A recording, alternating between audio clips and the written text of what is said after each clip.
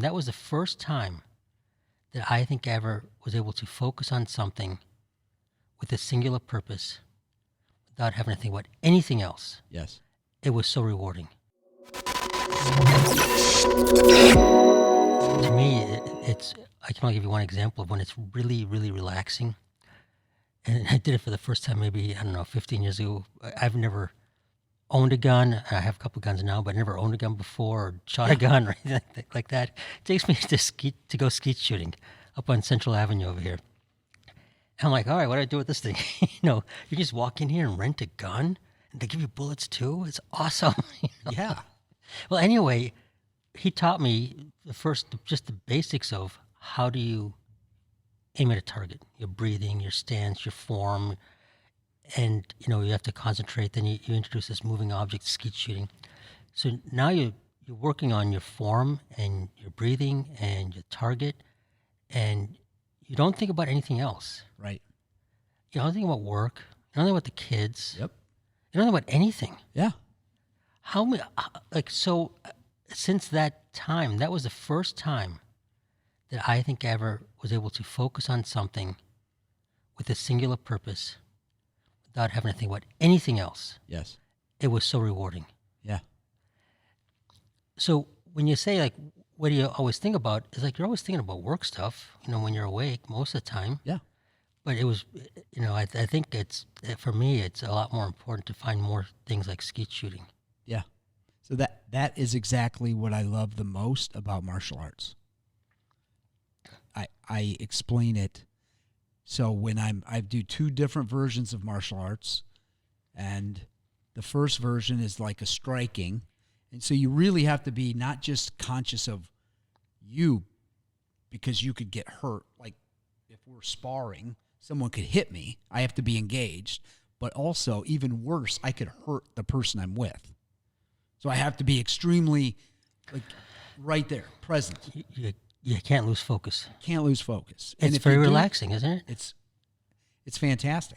Because when you walk in, we bow when we enter the dojo, and it's almost like if you have all these things, these stresses that are on your shoulders, you bow, and we'll leave them at the door. We'll grab them on the way out. If we even think to grab them on the way out, we might just leave them there, How many jujitsus do you know? Not in the sense that how many different forms of jujitsu. I'm asking you, the mental escape. Yeah. How many different forms of that mental escape do you have access to besides jujitsu? Zero. Three. Meditation, which is really hard. That's bullshit. It's simple, but it's hard. That's bullshit. Because when you meditate, you think about something else too. You can't focus on meditating. Don't give me that. Okay. Well, I would say that would be my first answer. The martial arts, that's got what introduced me to the meditation.